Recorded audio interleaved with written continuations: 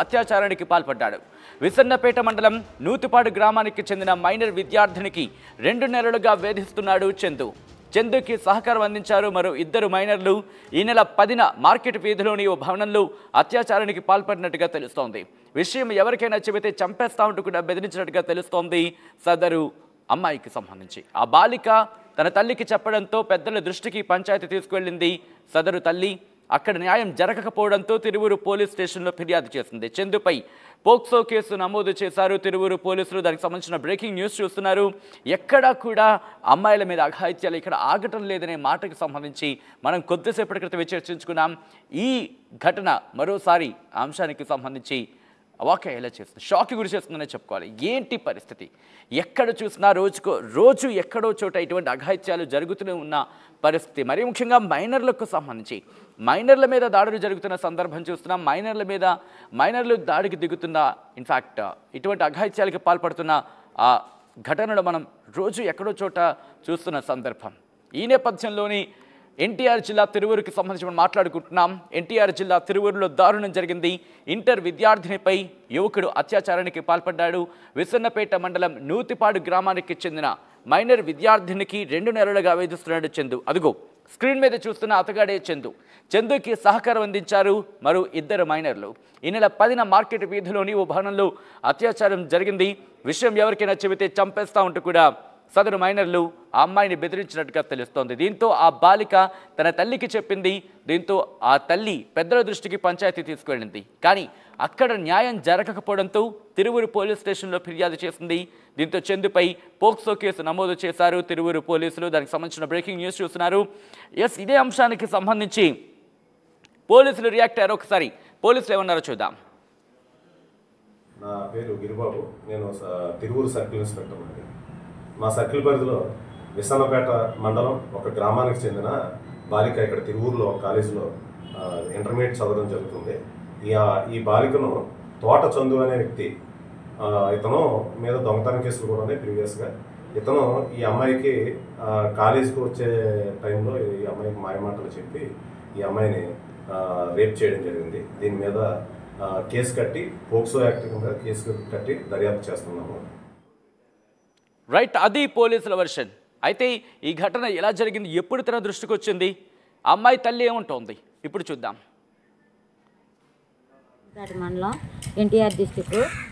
మా పాప కాలేజీలో చదువుకుంటుంటే మా ఊరికి సంబంధించిన వ్యక్తులు 3 కలిసి తోట చందు అన్న అతను, వేము శివరాము, వేము ప్రవీణ్ కుమార్ కలిసి మా పిల్లని అరాచకాలు చేసి పాడు చేసి శారీరకంగా వాడుకొని ఇష్టం వచ్చినట్టు తిరిగి తీసుకొచ్చి మళ్ళీ బలవంతంగా తీసుకెళ్ళి ఎత్తుకుపోయి చికాకు చేసి తీసుకొచ్చి ఊరు బయట దింపి బెదిరించారు. మీ అమ్మని చంపుతాం, నిన్ను చంపుతాం, ఇంటికాడ చెప్పినా అని చెప్పేసి అలాగే ప్రతి ఒక్క మా గ్రామంలోనే 4గురిని చికాకు చేయడం జరిగింది. ఇదే 3.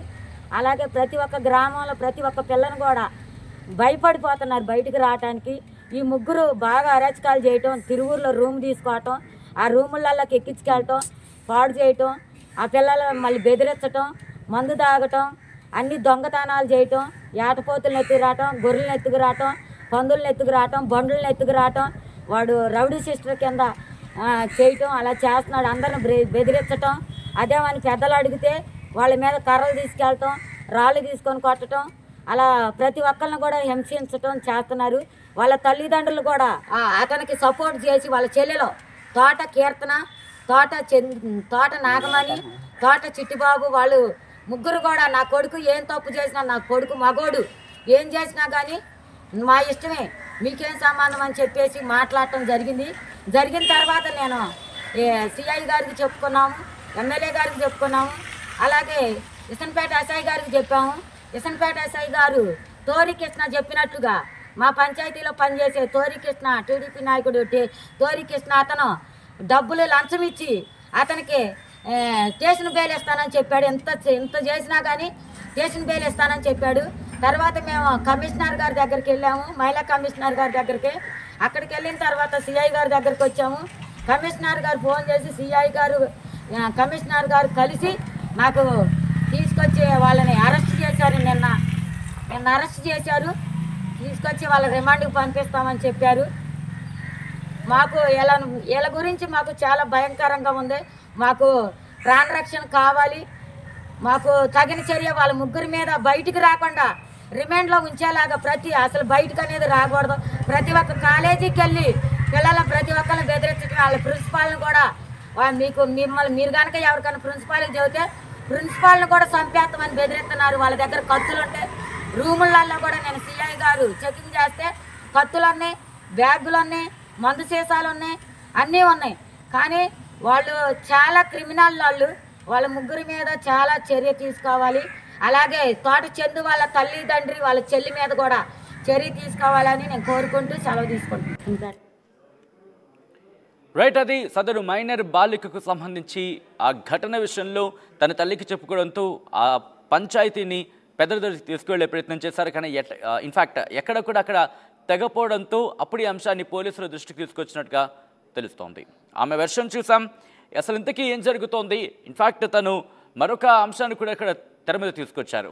ఈ సదరు మైనర్ బాలుడు కేవలం తన అమ్మాయి మీదే కాదు, దీంతో పాటు నలుగురికి సంబంధించి మరో నలుగురి మీద కూడా అఘాయిత్యానికి పాల్పడ్డాడు అని చెప్పి అంశాన్ని తెర మీద తీసుకొచ్చారు. ఈ నేపథ్యంలో పోలీసుల ఎంక్వైరీ ఎంతవరకు వచ్చిందో తెలుసుకునే ప్రయత్నం చేద్దాం. మా ప్రతినిధి రాజేష్ అప్డేట్స్ అందించేందుకు ఫోన్ లైన్లో జాయిన్ అవుతున్నారు. రాజేష్, చందు అనే వ్యక్తి కేవలం తన కూతురిని కాదు, తన కూతురుతో పాటు మరో నలుగురు అమ్మాయిలకు సంబంధించి కూడా ఇబ్బంది పాలు చేశారంటూ కూడా చెప్తున్న నేపథ్యంలో పోలీసుల ఎంక్వైరీ ఎంతవరకు వచ్చింది?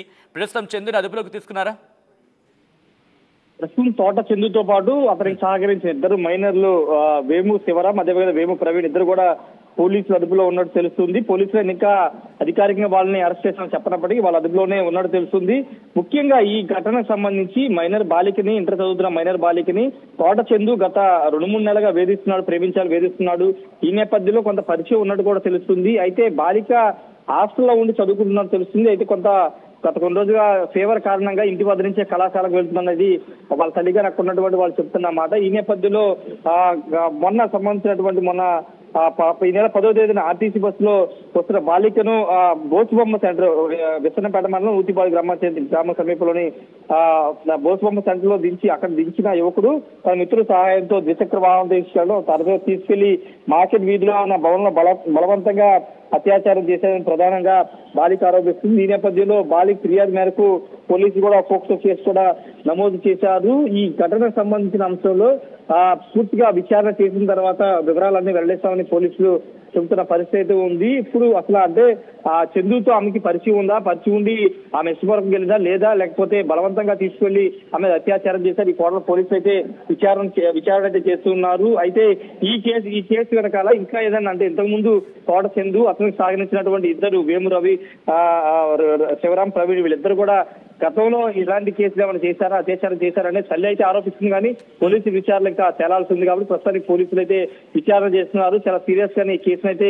టేకప్ చేస్తున్నారు. ఒకవైపున ప్రతిపక్షాలు దీనిపైన తీవ్ర స్థాయిలో విమర్శలు చేస్తున్న నేపథ్యంలో రాజకీయ కోణం ఉందనే అంశానికి సంబంధించిన డిస్కషన్ జరుగుతోందా? అంటే పంచాయతీ ముందుగా పోలీస్ స్టేషన్ వెళ్ళకోకుండా స్థానికంగా ఉన్నటువంటి రాజకీయ నాయకుల దగ్గరికి వెళ్తే ఈ పంచాయతీని షెడ్యూల్ చేసే ప్రయత్నం చేశారు, డబ్బులు ఇచ్చి షెడ్యూల్ చేసే ప్రయత్నం చేశారు. దానిలో భాగంగానే తమకు పూర్తి న్యాయం జరగాలని ఆమె బాలికతో వాళ్ళు ఉన్న తల్లి కూడా పోలీస్ స్టేషన్ ఫిర్యాదు చేసినట్టు తెలుస్తుంది. రాజకీయంగా కొంత ఈ కేసుని పక్కదారి పట్టించి ఏదో ఒక నష్టపరిహారం ఏదో చేయాలని భావించారని కూడా తెలుస్తుంది. అయితే అక్కడ న్యాయం జరగదని తెలిసినటువంటి తల్లితో పాటు బాలిక కూడా స్వయంగా పోలీస్ స్టేషన్ వెళ్లి ఫిర్యాదు చేసినట్టు తెలుస్తుంది. పోలీసు